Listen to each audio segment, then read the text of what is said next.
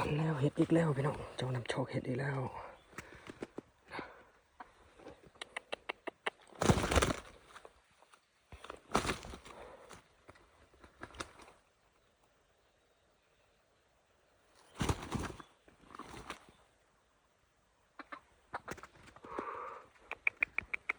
เห็ดอีกแล้วพี่น้อง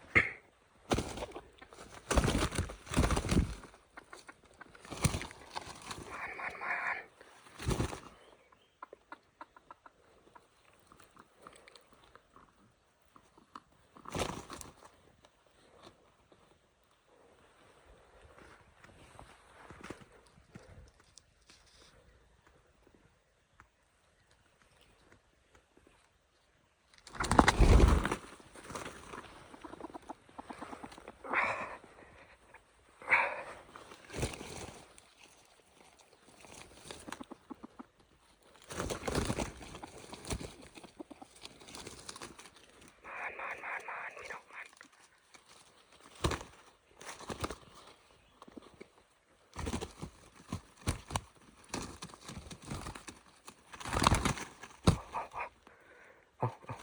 เอามันเอา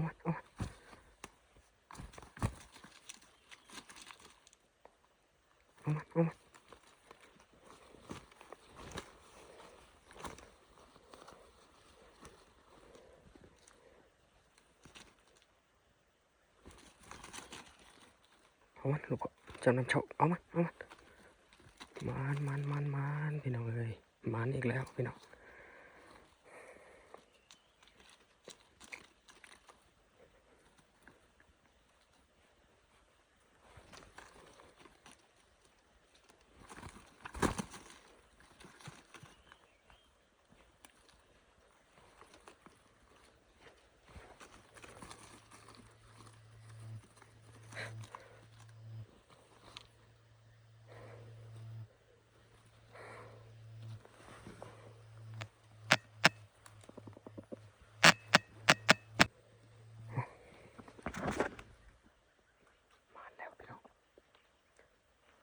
ก็ยังค้างอยู่นะ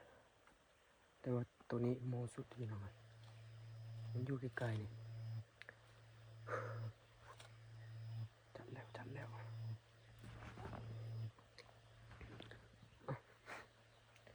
มันไปอีกเต็มพี่น้องครับก็ขอบใจที่มาติดตามรับชมนะพี่น้องก็อย่าลืมกดไลค์กดแชร์เพื่อเป็นกำลังใจเพื่อเฮ็ดคลิปใหม่ๆนะพี่น้องเรียบร้อยมาแล้ว